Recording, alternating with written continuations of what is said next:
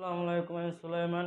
আজকে এই ভিডিওতে আমি আপনাদের সামনে হাজির হয়েছি গুচ্ছ 2020-21 শিক্ষাবর্ষের রসায়ন প্রশ্নের সমাধান নিয়ে।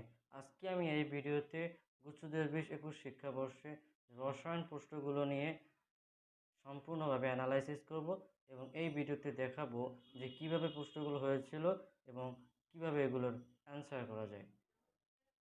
তাই আপনারা এই ভিডিওর পাশে থাকুন এবং চ্যানেলকে সাবস্ক্রাইব করুন। চলুন কথা না বেরিয়ে আমরা যাই মূল ভিডিওতে।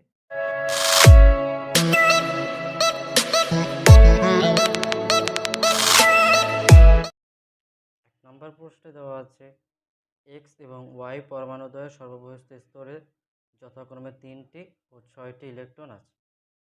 এক্স ও ওয়াই দিয়ে গঠিত যৌগের সংকেত কী হবে? এই প্রশ্নটা একটা কনসেপ্ট প্রশ্ন। এটা আমরা আমাদের পরিচিত একটা যৌগ দিয়ে চিন্তা করতে পারি। এখানে বলা হয়েছে তিনটি এবং আরেকটি বলা হচ্ছে 6টি ইলেকট্রন দেওয়া আছে। তাই আমরা যদি চিন্তা করি এই 3টি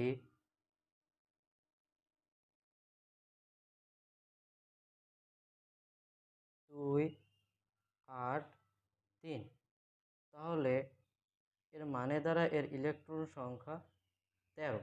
অর্থাৎ আমাদের জানা মতে যে পারমাণবিক সংখ্যা 13 অর্থাৎ ইলেকট্রন সংখ্যা 13 হলো অ্যালুমিনিয়ামের। এবং আবার বলা হচ্ছে ইলেকট্রন আছে 6টি। এটার ইলেকট্রন বিন্যাস এরকমের 2 6। শেষ কক্ষপথে ইলেকট্রন 6টি। এটিকে আমরা বলতে পারি আমাদের পরিচিত মৌল অক্সিজেন।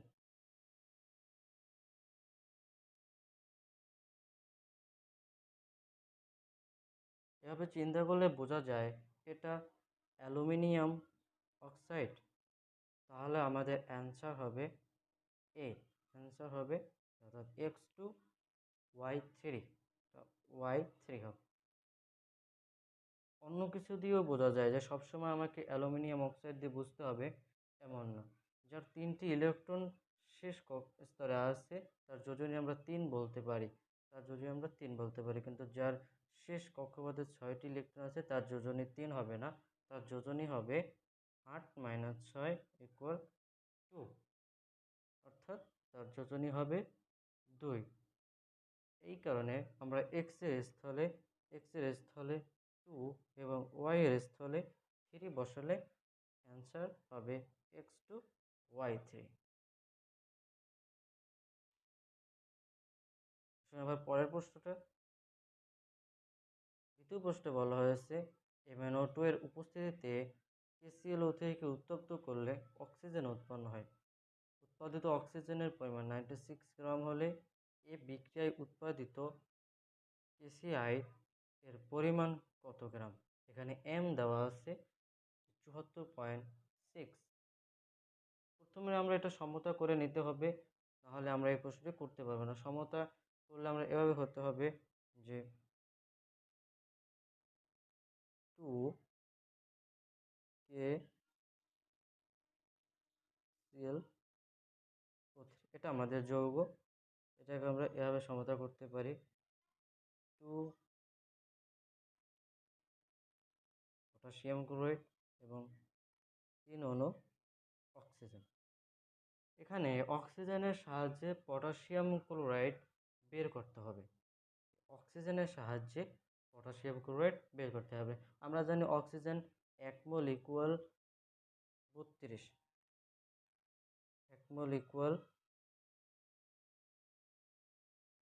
গ্রাম, এটা আমরা জানি। তাহলে আমরা এখানে অক্সিজেন দেওয়া আছে 3 মোল। 3 মোল হলে এটা হবে 32 × 3 = 96 গ্রাম। এটা আমরা বের করতে পারি। আর পটাশিয়াম ক্লোরাইডের আণবিক ভর দেওয়া আছে 74.6। তাই এটাকে শুধু 2 দিয়ে গুণ করলে আমরা অ্যান্সার পেয়ে যাতে পটাশিয়াম ক্লোরাইডের কত পরিমাণ হবে, এটা হবে যে এইটার সাথে 2 × 73.74.6 ইকুয়াল, এটা যে আমরা গুণ করলে পাবো 149.2। তাহলে অ্যান্সার হবে ডি, 149.2। এগুলো কিন্তু, এই প্রশ্নটি কিন্তু অনেক ইম্পর্টেন্ট, অনেক ভর্তি পরীক্ষায় এই প্রশ্নটি থাকে এবং বিভিন্ন সময় ডাবিতে সাস্টে এসেছে। 3 নম্বরে বলা হয়েছে একটি অ্যালকেনকে ওজোনালাইসিস করে এখনো প্রোপানন ও এখনো ইথানল পাওয়া যায়, অ্যালকিনটি কি? এই প্রশ্নটা বিভিন্ন পরীক্ষায় আসে। তাহলে আমরা যখন কোনো অ্যালকিনকে ওজোনালাইসিস করি তখন পাওয়া যায় অ্যালডিহাইড বা কিটোন। এটা মনে রাখতে হবে যে আমরা যখন কোনো অ্যালকিনকে ওজোনালাইসিস করি তখন আমরা অ্যালডিহাইড বা কিটোন পেয়ে থাকি। তাই এখানে প্রশ্ন আমাকে বলছে যে একটি অ্যালকিনকে ওজোনালাইসিস করে এখনো প্রোপানন ও এখনো ইথানল পাওয়া গেল, অ্যালকিনটিকে, অর্থাৎ আমাকে এখানে প্রশ্নে উল্টো জানতে চেয়েছে। তো এটা বের করার নিয়ম আছে।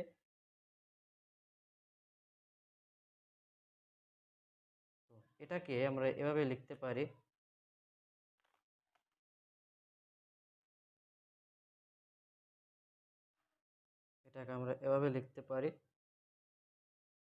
CH3 1C ডাবল বন্ড ও, এখানে আমরা লিখতে পারি CH3, এটা হলো প্রোপানন, এবং আরেকটা দিতে পারি এখানে ও সি CH3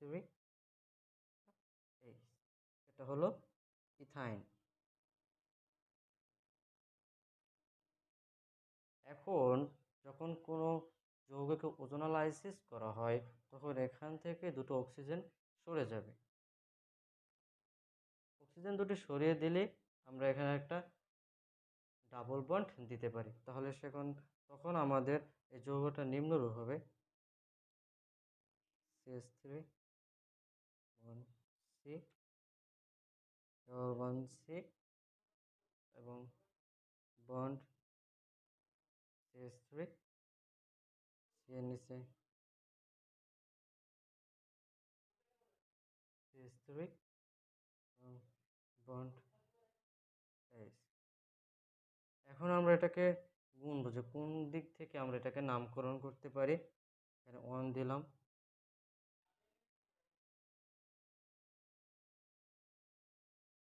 এটাকে দিলাম 2, এটা 3, এটা 4। তো 2 নম্বরে, এই 2 নম্বরে ডাবল বন্ড আছে, 2 নম্বরে ডাবল বন্ড আছে, তাই এই 2 ইন 2 ইন, এবং 2 নম্বরে মিথাইল আছে, তাই এটা 2 মিথাইল। 2 নম্বরে ডাবল বন্ড আছে তাই 2 ইন, এবং 2 নম্বরে মিথেন আছে তাই 2 মিথাইল। তাহলে আমরা এটাকে নাম দিতে পারি 2 মিথাইল বিউট 2 ইন। তাহলে আমরা এই প্রশ্নটা বুঝতে পারলাম, যেটার অ্যান্সার হবে ডি, 2 মিথাইল 2 বিউট ইন।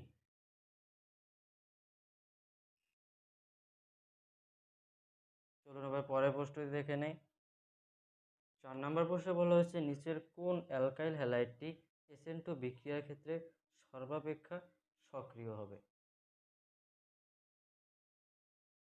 SN2 এর ক্ষেত্রে আমাদের প্রথমে সিরিয়াল দেখতে হবে যে SN2 এর সিরিয়ালটা কীরকমের হয়। 1 ডিগ্রি, 2 ডিগ্রি এবং 3 ডিগ্রি। এই যে 1 নম্বর, এখানে এইটার ক্ষেত্রে শুধু দেখা যায় যে 1 ডিগ্রি, বাকিগুলোতে কিন্তু 1 ডিগ্রি নেই, বাকিগুলোতে কোনোটাতেই 1 ডিগ্রি নেই, শুধু 1 নম্বরে 1 ডিগ্রি দেখা যায়। তাহলে যখন আমাদের বলছে যে SN2 বিক্রিয়ার ক্ষেত্রে সর্বাপেক্ষা সক্রিয় কোনটা হবে, সর্বাপেক্ষা সক্রিয় ক্ষেত্রে সিরিয়াল হলো প্রথম 1 ডিগ্রি, তো 2 ডিগ্রি, তারপরে 3 ডিগ্রি। তাহলে আমাদের প্রশ্নের অ্যান্সার হলো এ, CH3 CH2 CH2 Br। এবারে 5 নম্বর দেখি। 5 নম্বরে বলছে সর্বাপেক্ষা স্থিতিশীল কার্বোক্যাটায়ন কোনটি? সর্বাপেক্ষা স্থিতিশীল কার্বোক্যাটায়ন কোনটি? কার্বোক্যাটায়নের ক্ষেত্রে আমাদের সিরিয়ালটা খেয়াল রাখতে হবে। আবার মনে রাখবেন যে কার্বোক্যাটায়নের ক্ষেত্রে আমাদের প্রথমে সিরিয়ালটা খেয়াল রাখতে হবে। স্থিতিশীলতার সক্রিয়তার সিরিয়ালটা উল্টো। এটা হলো 3 ডিগ্রি, তারপরে 2 ডিগ্রি, তারপরে 1 ডিগ্রি। আর সর্বাপেক্ষা স্থিতিশীল কার্বোক্যাটায়নের সিরিয়ালটা এটার উল্টো। সর্বাপেক্ষা স্থিতিশীল কার্বোক্যাটায়ন হলো, এটার সিরিয়ালটা হলো 1 ডিগ্রি, 2 ডিগ্রি, 3। তাহলে বুঝতে পারছেন যে স্থিতিশীল কার্বোক্যাটায়ন এবং সর্বাপেক্ষা স্থিতিশীল কার্বোক্যাটায়ন দুটো সিরিয়াল দুটো থেকে উল্টো। এখানে দেখতে হবে সর্বপ্রথম কি 3 ডিগ্রি। 1 নম্বরে আমরা দেখি এটা 1 ডিগ্রি, 2 নম্বরে দেখি এটা 2 ডিগ্রি, 3 নম্বরে দেখি যে এটা 2 ডিগ্রি এবং ডি নম্বরে দেখা যাচ্ছে এটা হলো 3 ডিগ্রি। কীভাবে এটা 3 ডিগ্রি হলো তাহলে দেখে নেই। এখানে আমরা এভাবে লিখতে পারি CH3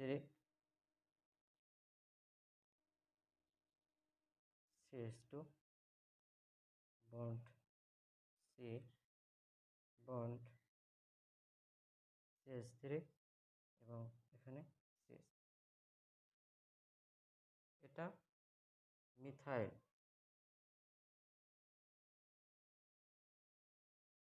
এটা ইথাইল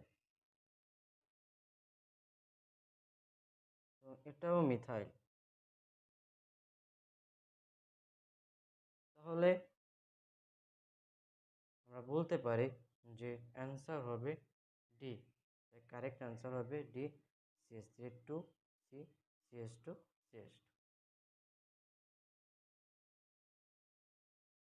আসুন এবার দেখে যাই 6 নম্বর প্রশ্নে কী বলা হয়েছে। 6 নম্বর প্রশ্নে বলা হয়েছে কোন যৌগটির স্ফুটনাঙ্ক সবচেয়ে কম।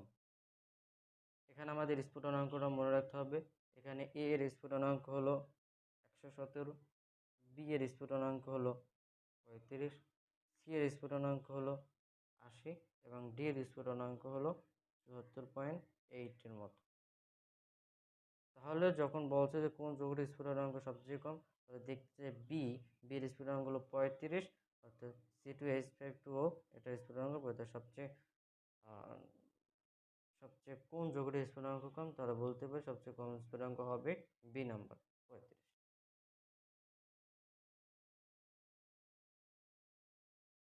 এবারে 7 নম্বরে কি বলা হয়েছে। 7 নম্বর বলা হয়েছে কোনটি লবণের দ্রবণে BaCl2 দ্রবণ যোগ করলে সাদা অধক্ষেপ পড়ল যা হাইড্রোক্লোরিকে দ্রবীভূত হলো না। লবণটি শিখা পরীক্ষায় সোনালী হলুদ বর্ণ প্রদর্শন করলো, সম্ভাব্য লবণটি কী হবে। আমাদের এখানে প্রথমেই দেখতে হবে সোনালী হলুদ।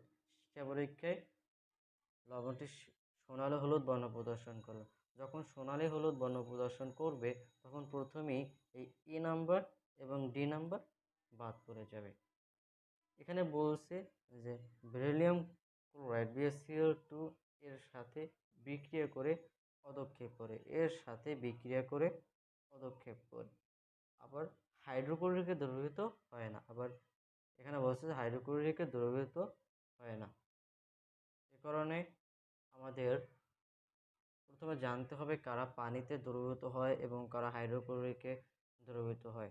এটা হাজারিনাক স্যারের বইতে এটা ভালোভাবে চার্ট দেওয়া আছে, সেখান থেকে আমরা পড়ে নেব। এখানে হাইড্রোক্লোরিকে দ্রবীভূত হয় সোডিয়াম সালফেট। এবার 8 নম্বরে বলছে CH2 এ কার্বন পরমাণুর sp2 সংকরিত এবং অসংকরিত অরবিটাল দ্বয়ের মধ্যবর্তী কোণের মান কত ডিগ্রি। CH2 এটা একটা ইথিন, প্রথমে আমরা জেনে নেব এটা একটা ইথিন। আমরা জানি 120 ডিগ্রি থেকে 3টি sp2 এর মধ্যে, কিন্তু অসংকরিত থাকে 90 ডিগ্রি এর মধ্যে। তাহলে এখানে চিত্রটা এরকমের হবে।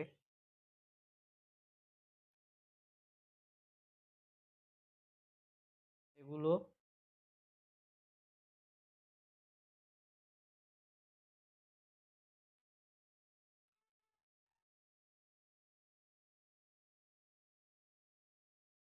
এগুলো সংকরিত এবং এখানে এরকম দুটো লুপ সৃষ্টি করে, লুপ সৃষ্টি করার কারণে এখানে কোণ হয় 90 ডিগ্রি, তাই এর উত্তর হবে 90 ডিগ্রি।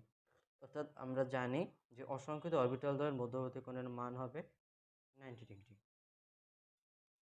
পরবর্তী প্রশ্নটা আমরা দেখি, বলছে যে ম্যাগনেসিয়াম হাইড্রোক্সাইড এর দ্রাব্যতা গুণফল 2.0 × 10⁻11 দ্রবণের পিএইচ 10 হলে তাতে ম্যাগনেসিয়াম 2+ এর ঘনমাত্রা কত মোল? এটা একটা ভালো প্রশ্ন। এখানে দেওয়া আছে দ্রাব্যতা গুণফল 2.0 × 10⁻11। আমরা দ্রাব্যতা গুণফল কেএসপি বের করতে চাইলে এভাবে যোগ করতে হবে। আমরা দ্রাব্যতা গুণফল কেএসপি বের করতে চাইলে আমাদের এভাবে বের করতে হবে, এভাবে যে KSP equal magnesium 2+ into OH minus square. এখানে পিএইচ 10 দেওয়া আছে, পিএইচ 10 হলে পিওএইচ হবে 4, এটা তো আমরা সবাই জানি। আমি এখান থেকে বের করতে পারি হাইড্রোক্সিল আয়নের ঘনমাত্রা।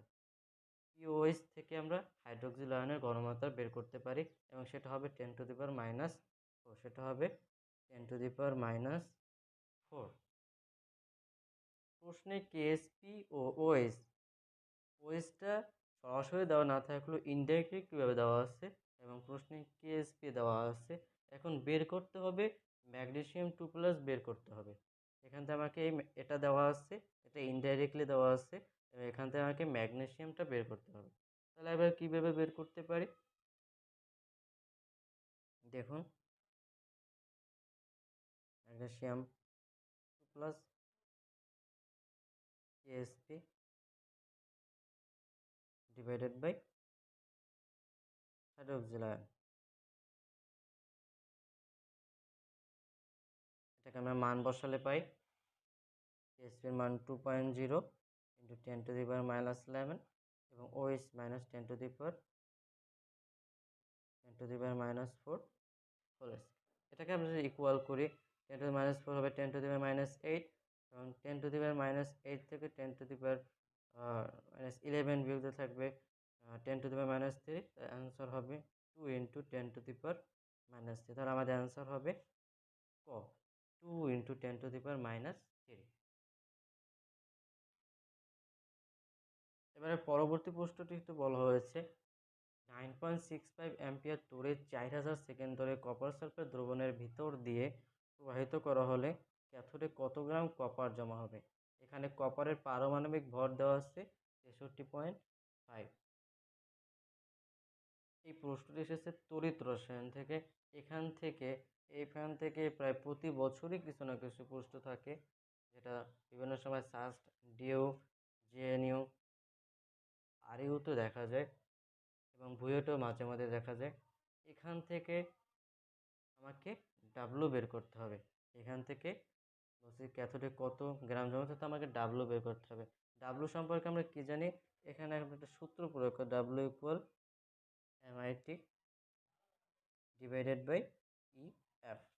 এই সূত্রটা আমরা সবাই জানি। তাহলে আমরা এখন মান বসাই দিই। এম এর মান দেওয়া আছে, এম এর মান হলো এই যে কপারের পারমাণবিক ভর 63.5। আই হলো কত ইলেকট্রন আদান প্রদান হয়েছে, এখানে আই দেওয়া আছে 9.6 এবং টি দেওয়া আছে 4000 সেকেন্ড, ই হলো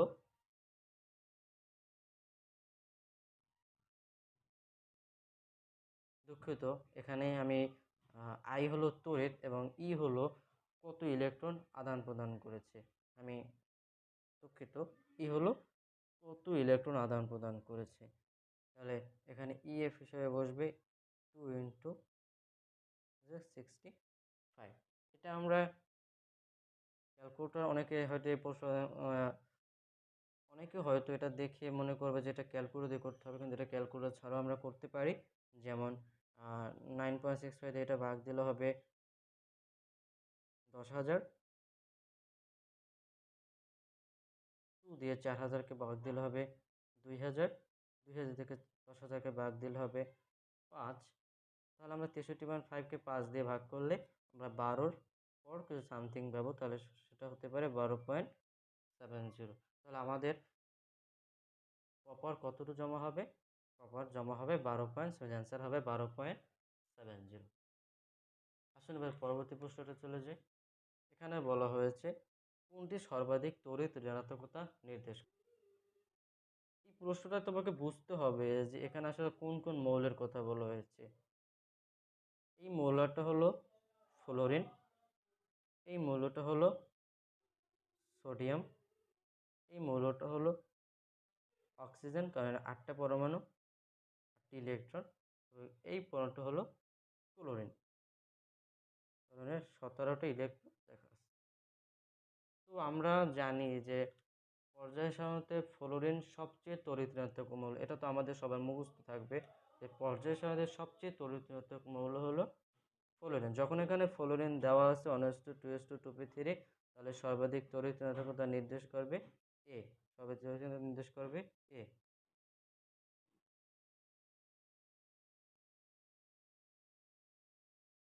পরের প্রশ্ন দেখে, পরের প্রশ্নে বলা হয়েছে 35°C তাপমাত্রায় 2 গ্রাম কার্বন ডাইঅক্সাইড অণুর গতিশক্তি কত?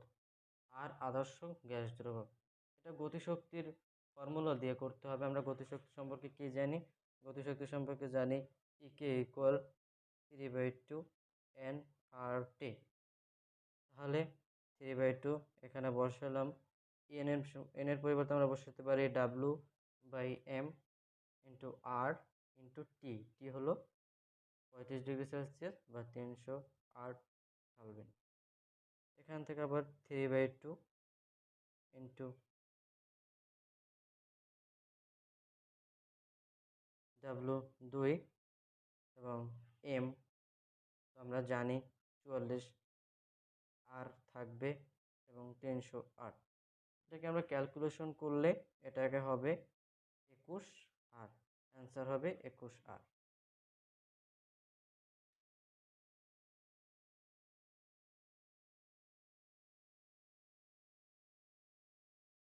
আশা করি তোমরা এই প্রশ্নটির অ্যান্সারটি বুঝতে পেরেছো যে আমাকে প্রথমে এখানে 35°C তাপমাত্রায় 2 গ্রাম কার্বন ডাইঅক্সাইড অণুর গতিশক্তি বের করতে বলা হয়েছে এবং আর আদর্শ গ্যাস দ্রব্যক বলা হয়েছে।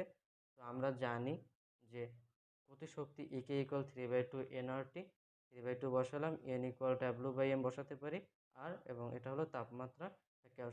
ক্যালকুলেশন করলে আমাদের অ্যান্সার হবে 21 আর। আসুন এবার পরবর্তী প্রশ্নটি দেখে নেই। এখানে বলা হয়েছে একটি প্রথম ক্রম বিক্রিয়ার বিক্রিয়কের ঘনমাত্রা 60 সেকেন্ডে 2 মোল পার লিটার থেকে 1 মোল পার লিটারে নেমে আসে। বিক্রিয়কের ঘনমাত্রা 0.5 মোল পার লিটার থেকে 0.125 মোল পার লিটারে নেমে আসতে কত সেকেন্ড সময় লেগেছে? এটা কিন্তু একটা কনসেপ্ট প্রশ্ন। এখানে এই 2 থেকে 1-এ নেমে গেছে, তার মানে পরিমাণ অর্ধেক হয়ে গেছে। অর্ধেক পরিমাণ হতে সময় লেগেছে 60 সেকেন্ড, অর্ধেক পরিমাণ হতে সময় লেগেছে 60 সেকেন্ড। আর ঘনমাত্রা অর্ধেকের অর্ধেক হয়েছে। ঘনমাত্রাটা এখান থেকে 0.5 থেকে এটাকে অর্ধেক করলে আমরা পাই 0.25, এটাকে অর্ধেক করলে আবার পাই আমরা 0.125। অর্থাৎ এইখানে আমার সময় লেগেছে 60 সেকেন্ড, এইখানে আমার সময় লেগেছে 60 সেকেন্ড।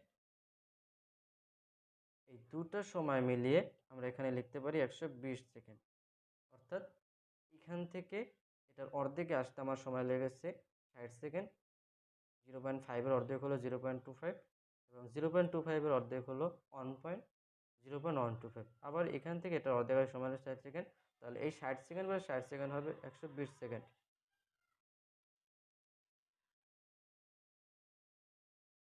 আসুন এবার পরবর্তী প্রশ্নটা দেখে নেই। পরবর্তী প্রশ্নে বলা হয়েছে যে 0.1 মোল অ্যাসিটিক অ্যাসিড দ্রবণের সাথে সমপরিমাণ 0.1 মোল সোডিয়াম অ্যাসিটেট লবণ মিশ্রিত করলে মিশ্রণের পিএইচ কত হবে? এখানে কে এ দেওয়া হচ্ছে 1.0 × 10⁻⁵। এটা গত বছর ঢাকা বিশ্ববিদ্যালয়ে এসেছে এবং তার কয়েক বছর আগে আমরা এটা দেখেছি যে বুয়েটেও এসেছে। আমরা জানি যে pH equal Ka plus log salt by acid. আমরা লিখতে পারি এটা যে pH equal P of K plus log N salt by N acid, এটা আমরা লিখতে পারি। এবারে দেখা যায় এটা দুটির পরিমাণ কিন্তু সমান। এই দেখুন 0.1 মোল অ্যাসিটিক অ্যাসিড দ্রবণের সাথে সমপরিমাণ 0.1 মোল সোডিয়াম, দুটার পরিমাণ সমান। তাহলে আমরা মান বসালে পাই pH equal P of K plus log 0.1/0.1, এটা ইকুয়াল হবে p of K plus log 1, log 1 equal 0, log 1 equal আমরা জানি 0। তাহলে pH equal P of K, pH equal P of K. আমরা জানি লগটাকে বাদ দিয়ে 10⁵ নিয়ে যদি আমরা চিন্তা করি তাহলে এর মান আসে 5, যেমন -10⁻, লগ 10⁻⁵ ইকুয়াল আমরা 5 লিখতে পারি। তাহলে এটার অ্যান্সার হবে 5। আসলে পরবর্তী প্রশ্নটা দেখে নেই। পরবর্তী প্রশ্নে বলা হয়েছে HPO4 এর অনুবন্ধী ক্ষার কোনটি? আমরা জানি যে প্রোটন নেওয়ার পর সেটা হয় অ্যাসিড এবং প্রোটন ছেড়ে দেওয়ার পরে আমরা পাই ক্ষার। এটাকে আমরা এভাবে লিখতে পারি যে HPO4 এটাকে যদি আমরা এই একটা ছেড়ে দেই তাহলে আমরা এটা পাবো ক্ষার, PO4 এটা হবে ক্ষার। এবং এটাকে যদি আমরা গ্রহণ করি অর্থাৎ নিই তাহলে আমরা এটা পাবো H2PO4-। তাহলে একই যৌগে যখন অ্যাসিড ক্ষার পাওয়া যায় তখন এটা হলো অনুবন্ধী ক্ষার। তাহলে এখানে অ্যান্সার হবে PO4-। এটা হলো HPO4 অনুবন্ধী ক্ষার কোনটা? PO4-।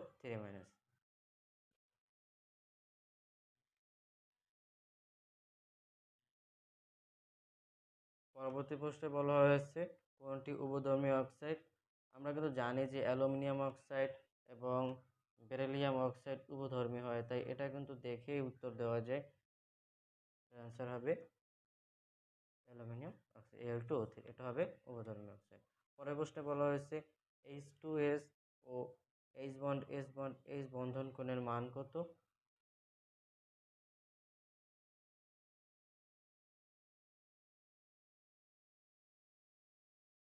180 ডিগ্রি হবে না, কারণ সালফার সালফারের মুক্ত জোড় ইলেকট্রন থাকে, এই কারণে 180 ডিগ্রি তো হবে না, কারণ এটার যে স্ট্রাকচারটা এরকমের। সালফার এবং 104.5 ডিগ্রি এটার স্ট্রাকচার হলো।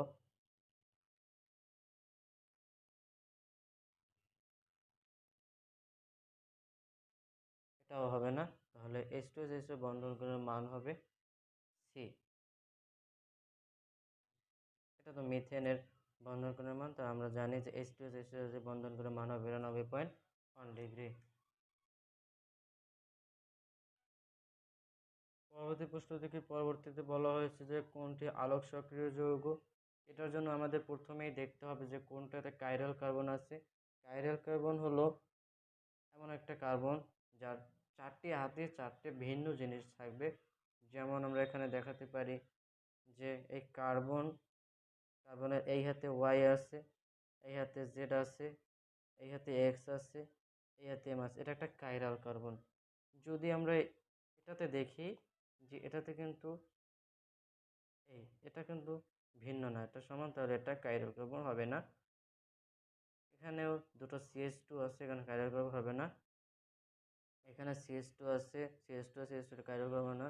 বি নম্বরে আমরা দেখি যে এখানে কিছু ভিন্ন জিনিস আছে, বিতে আমরা একটা এভাবে পাই, যেটা কার্বন এই সাইডে ক্লোরিন লিখতে পারি, এখানে লিখতে পারি CH2 CH3, এইখানে লিখতে পারি CH3 এবং এইখানে লিখতে পারি হাইড্রোজেন। তাহলে আমরা কাইরাল কার্বন কোনটা লিখতে পারি? কাইরাল কার্বন হবে B, CH3 CaCl CH2 CH3। আশা করি এই প্রশ্নটি বুঝতে পেরেছি। 19 নম্বরে বলা হয়েছে যে হাইড্রোজেন পারমাণবিক বর্ণালীর প্যাসেঞ্জের জন্য কোনটি সঠিক? একটা কনসেপ্ট প্রশ্ন। আমরা জানি লাইমেন বামার প্যাশন অর্থাৎ প্যাশন 3 নম্বরে N1 হবে 3। এখানে আমরা দেখতে N1 আছে 3 আছে, কোনটা এইটাই আছে এবং এইটাই আছে। N1 যদি 3 হয় তাহলে N2 হবে তারপরে বড় অর্থাৎ 4 5 6 7 ডট ডট ডট। এইটার ক্ষেত্রে দেখা যাচ্ছে ডি নামে N1 3 আছে কিন্তু N2 1 2 থেকে শুরু হয়েছে, তাহলে প্রথমে এটা বাদ যাবে, এটা তো হবেই না, এটাও হবে না, সি নাম্বার হবে, কারণ N3 থাকার পর N2 দেওয়া আছে 4 5, অর্থাৎ এটাই হলো হাইড্রোজেন পারমাণবিক প্যাশন সিরিজের জন্য এটাই হলো সঠিক। 30 নম্বর হচ্ছে যে কোনটিতে আন্তঃআণবিক হাইড্রোজেন বন্ধন তৈরি হয় না। এ নাম্বার হচ্ছে স্যালিসাইলিক অ্যাসিড, 2 নম্বরে 2 নাইট্রোফেনল, 3 নম্বরে 4 নাইট্রোফেনল এবং 2 নম্বরে হচ্ছে 2 ক্লোরোফেনল।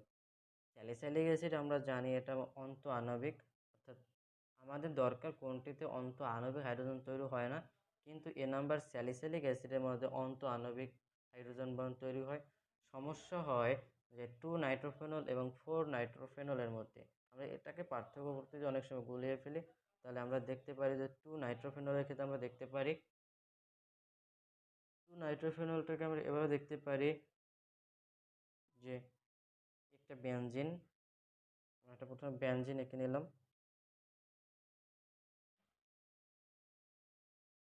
এর উপরে থাকবে ওয়েজ এবং এখানে NO2, এটা হলো 2 নাইট্রোফেনল এবং 4 নাইট্রোফেনলের স্ট্রাকচারটা এরকম হবে, বেনজিন,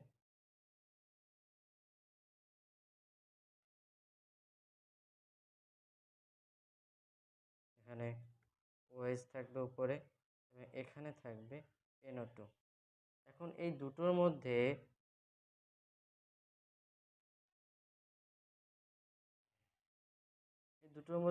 এখানে OH এবং NO2 নিজেদের মধ্যে আণবিক আকর্ষণ বন্ধন তৈরি করতে পারে, কিন্তু এটাও এটা তৈরি করে, কিন্তু এটার সাথে এটা তৈরি করে না, এটার পরবর্তীতে সে তৈরি করে, এই কারণে এটার মধ্যে আণবিক হাইড্রোজেন বন্ধন তৈরি হয় না। তাহলে আমাদের অ্যান্সার হবে সি, যে 4 নাইট্রোফেনল। কোনটি আণবিক হাইড্রোজেন বন্ধন তৈরি হয় না, আমরা বলতে পারি 4 নাইট্রোফেনলে, অ্যান্সার হবে 4 নাইট্রোফেনল। তাহলে আজকের ভিডিও এই পর্যন্তই। আমার ভিডিও যদি ভালো লেগে থাকে তাহলে অবশ্যই চ্যানেলটা সাবস্ক্রাইব করবেন এবং বেল আইকনটি অন করে রাখবেন, যেন এই চ্যানেলে যদি কোনো ভিডিও আপনার আপলোড হয় তাহলে সঙ্গে সঙ্গে যেন আপনি নোটিফিকেশন পেয়ে যান। আজকের সাথে থাকার জন্য ধন্যবাদ। আসসালামু আলাইকুম।